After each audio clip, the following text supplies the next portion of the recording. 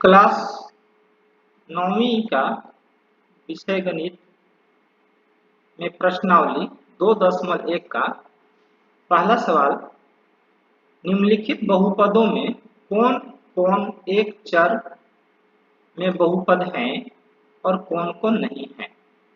अगर हैं तो उसका कारण और नहीं है तो भी उसका कारण बताइए।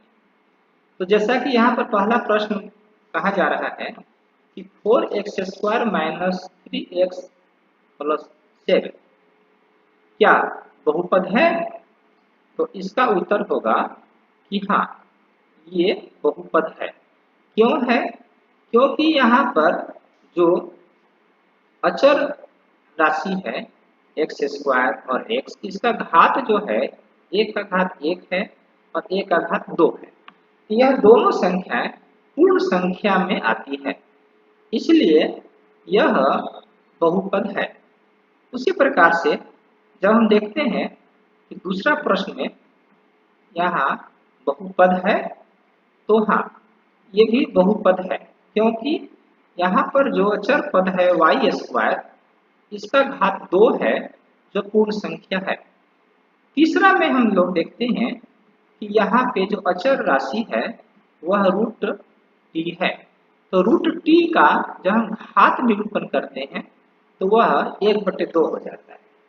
चूंकि 1/2 जो है राशि वह पूर्ण संख्या नहीं कहलाती, इसलिए यह बहुपद नहीं हुआ। चौथा में देखते हैं कि यहाँ y का एक घात तो 1 है, लेकिन दूसरा y में यहाँ y का घात -1 है। क्यों? क्योंकि जो 2/y है इसको हम लोग 2y × -1 घात के रूप में से व्यक्त कर सकते हैं। इसका घात चूंकि माइनस यानी ऋणात्मक में आ गया, जो पूर्ण संख्या को नहीं बताता, इसलिए यह बहुपद नहीं है। जिस प्रकार से तीसरा सवाल था जो बहुपद को नहीं बताता है, उसी प्रकार से चौथा भी। पांचवा में देखते हैं कि यहाँ पे 3 प्रकार के संख्याएं हैं, x का घात 10, y का घात 3 और t का घात 50। तीनों अलग अलग अचर की राशियां हैं, लेकिन तीनों का घात पूर्ण संख्या है, इसलिए यह बहुपद हुआ यानी है। उसी प्रकार से हम और भी जो बहुपद की पहचान करने के लिए दिया जाएगा वह इसी प्रकार से हम हाँ और ना बहुपद का बताएंगे उसके घात के अनुसार।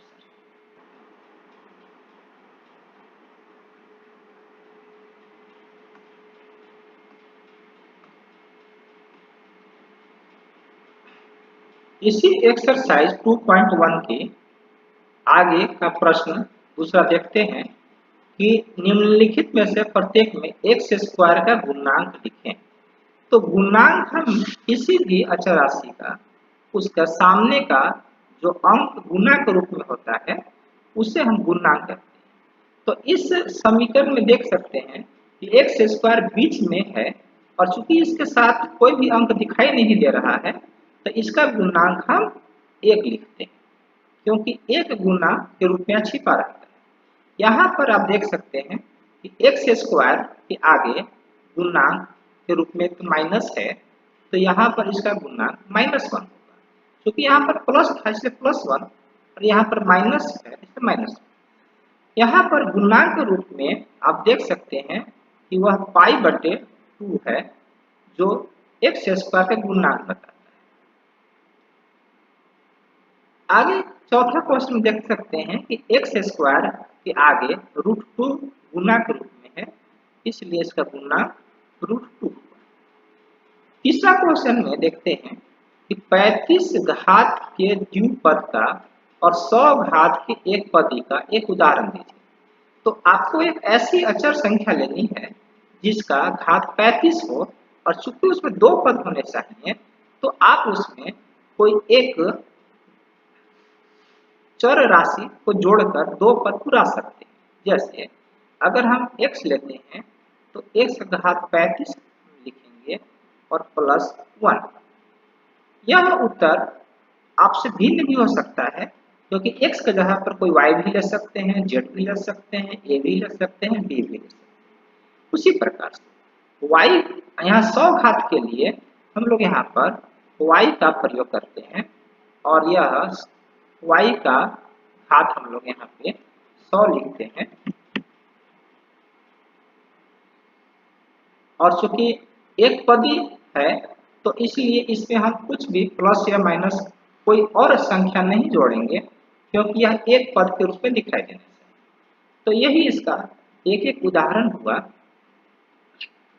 इसका आगे हम देखते हैं चौथा क्वेश्चन कि निम्नलिखित बहुपदों से प्रत्येक बहुपद की घात बताएं।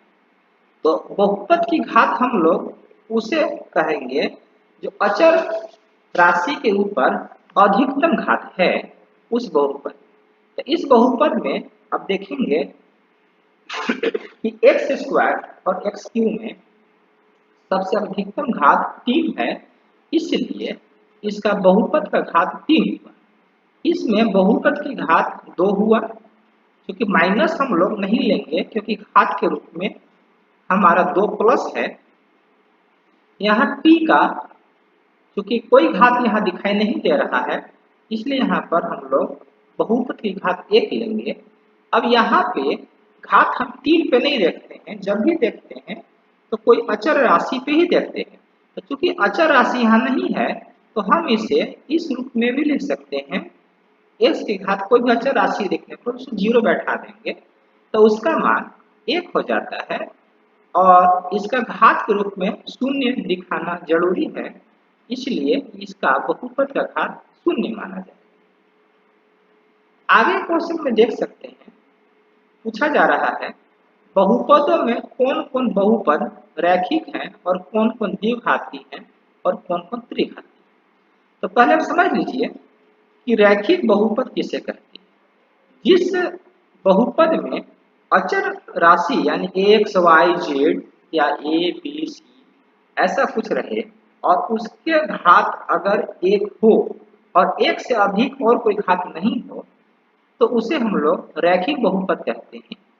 अगर बहुपद में अधिकतम घात किसी भी अचर राशि का 2 हो तो उसे द्विघाती, अधिकतम घात अगर 3 हो तो त्रिघाती।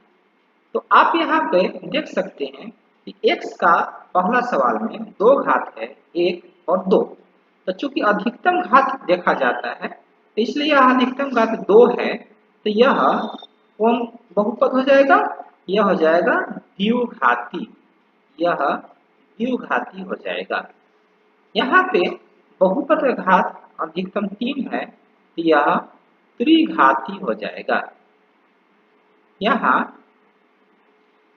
अधिकतम घात 2 है तो यह द्विघाती हो जाएगा। यहाँ पे अधिकतम घात x पर 1 है, इसलिए यह रैखिक हो जाएगा।